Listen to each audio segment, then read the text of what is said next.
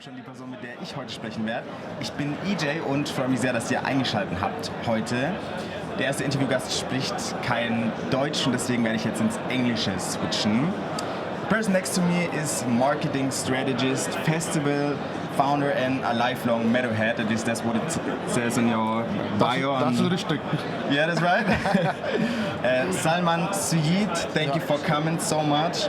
You created India's biggest and longest running heavy metal festival, the Bangalore Open Air.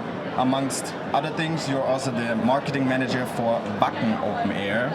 And Wacken Open Air is kind of a special thing for you in your life. It also said in your bio on the Future Festivals website that your whole journey began at 19 when you set foot onto Wacken Open Air. Maybe you can take us back to that time when you actually were there at 19. What happened there? Well, I was on tour with an Indian band in Europe, and Wacken was happening around the same time, and it's every metalhead's dream to be at Wacken, and then we landed up at Wacken, and we were like 85,000 people all in black t-shirts. Are like, wow, this is like heaven, and well, I was so inspired that I went back to India and started Bangalore Open Air, and fast forward 16 years, I'm right here, and when I came to Wacken for the first time in 2009, it was my dream to one day live and work in Wacken, and well, that happened. And so in 2009 you were 19? Yeah. Okay. Yeah. But you already had some touch points with the music industry because you were there with a band actually. Yeah. So I started my career quite early in life. I started actually as a DJ in a rock bar. In a rock band? Yeah, in a DJ in a rock bar. Okay. So and well, I used to manage quite a lot of local bands, and I used to do a lot of local club shows. So I was slightly involved with the local scene back at home. Yeah. Okay, and you already said that you were inspired of Wacken Open Air, so you went back to India and founded actually the Bangalore Open Air Festival. So maybe you can talk a little bit about the process, because in my mind, I've been to some festivals, and even if I were to, I want to, start just a festival out of nothing, then it would kind of be difficult for me. So how was the process? And maybe you can, in the beginning, talk about how big the Indian metal scene was at the time. When we started the festival, well, it was at 700 people. Metal is still niche in India. It's not as how popular it's here in Germany. Well, obviously, when we started back, there's always a challenge to build a brand, or to build an intellectual property, right? So nobody knew who we were. It was difficult to get in brands to support us, sponsorship. I was quite fortunate to have the Wacken Foundation, support the festival in the initial years. They supported you in the beginning also? Yeah. So the Wacken Foundation did, and well, it's also difficult to book bands because agents don't really know who you are. So I was kind of very fortunate to have really good help from the people back at Wacken. And but how did that come about? On that 2009 when you were there for the first time? Yeah, so I went back to India and we started the festival in 2011. Yeah, we actually first did the Wacken Metal Battle. So Wacken Metal Battle is the biggest battle of bands in the world. I still remember when India was part of the Metal Battle, we were the 27th country to be a part of the Metal Battle. And as we speak, we are there in over 100 countries right now with the Wacken Metal Battle. So, yeah. And you want to strengthen the global metal community as a whole and build cross-border collaborations. Yeah. How are you doing that right now? Well, we're doing it with the Wacken Metal Battle, right? So, well, of course, there's no borders in music, right? It doesn't matter where you are from, what color you are, what religion you follow. When it comes to music, I think it's one big family. And the whole idea is to celebrate the whole community, and that's what we do at Wacken. It's one big family. We have people from all across the world who come down to the festival. Bands want to be there because it's one big community. So every year we give an opportunity to bands from over 30 countries to be at Wacken and to celebrate the whole metal brotherhood. And how is the booking situation? So, because you want to like connect the whole metal community even more, and also like do that throughout the Wacken Open Air Festival, do you also then voluntarily invite like smaller bands to put them on the map, or how does that work out? We do that with the Wacken Metal Battle. So the Wacken Metal Battle is about giving a platform to new and upcoming bands, right? So if you don't have a record label, you're welcome to be part of the Metal Battle. So that's one of the rules of the Wacken Metal Battle, and I think that's what Wacken is giving back to the industry. They're supporting young talent. We need who's going to be the next Iron Maiden, who's going to be the next Judas Priest. Ozzy is not there anymore, but we need headliners. So with the help of the Wacken Metal Battle, that's what we've been doing. And maybe international speaking, because that's kind of your expertise in. How connected would you say is the metal scene right now? I think it's really, really well connected, and it's small. Well, the Wacken Open Air isn't that small, so it's not a niche, right? Yeah, for sure. Well, if you actually look at it, the metal by itself is a niche. It's always been niche. It never got mainstream radio back in the days. I think we do now. I think it's a very well-knit community. It is a community which stands for each other, and that's what metal is about. It's about pulling your friend when he's down and being there for him in good and bad times. That's what metal is about.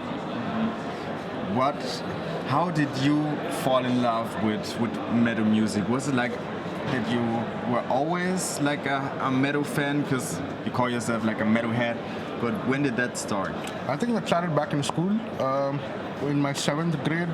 So I had a friend who got the Black Album cassette of Metallica, and I was like, oh, this is pretty cool. And then I started exploring music myself, and then when I heard Iron Maiden, there was no looking back. It just like, boom.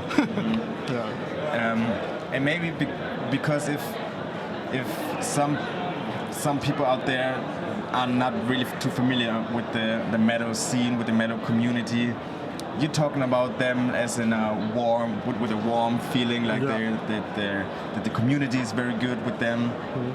But I think that kind of the image that the metal community has is like that everybody's like in black and they all grumpy looking, long hair. Yeah, right. So like this stereotypical metalhead, right? Yeah. So what would you tell people who have the image of metal music like that, like I just described?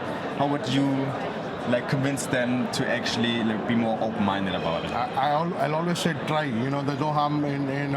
I think it's probably metalheads are usually the most coolest dudes around. It's nobody cares about the looks.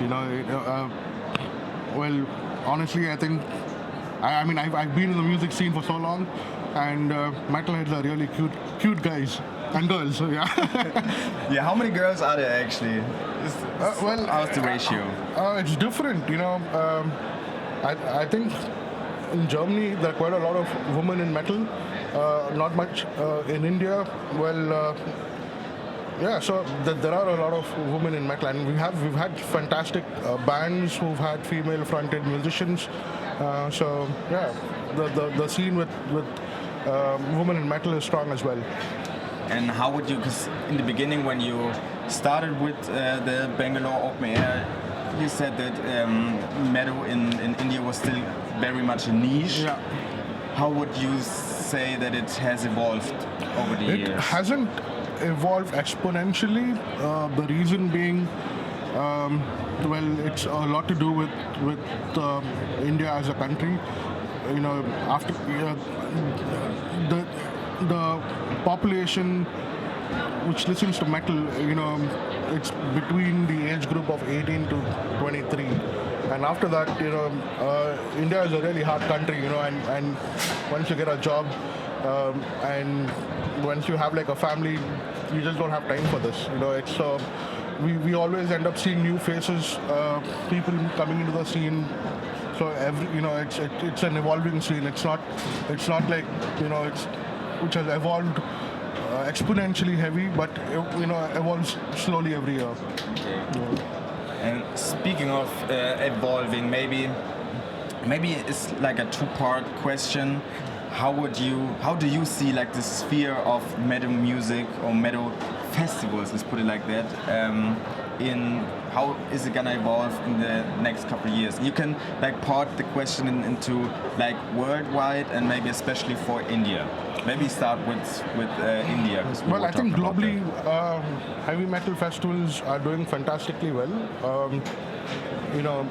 Well, I can only speak for India because I've been doing the festival there, and we've been kind of fortunate to have a dedicated fan base. The music speaks louder than words, and well, like I said, especially when we have bands who tour the side of the world, they just don't play India, they play Dubai, India, Nepal, Singapore, Malaysia, 3 shows in China, 2 shows in Japan. So that's how the future of touring also would probably work, in the future. And in fact, we worked on the concept of we had a band called Ginger from Ukraine who played around 11 shows up in Asia, and that was kind of really cool.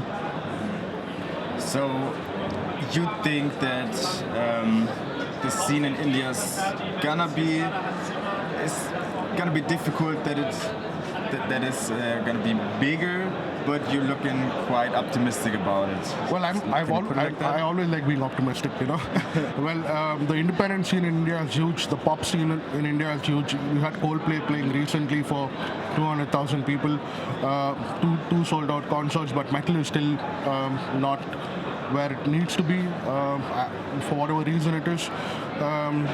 So if you look at other genres of music, it's huge in India. We have the biggest electronic dance music festival in Asia called Sunburn, which happens in India. So the music scene in India is huge as well. And speaking not only about India, but like maybe you can talk a little bit about Wacken Open Air. We talked about before the interview started a little bit about this year because it was raining a lot. How do you think that Wacken Open Air is going to evolve in the next couple of years? Not concerning the rain. Well, I just hope it doesn't rain and everything's going to be nice. I don't know what to say. Well, it all comes down to the rain, I guess. Okay.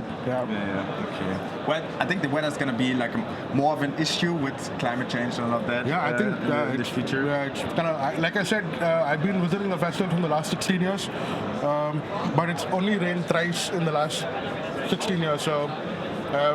Well, people remember it because this happened recently. So maybe it's recency bias, but hopefully that's not going to happen next year. Thank you. Yeah, but we always say rain or shine, so the music goes on. Okay.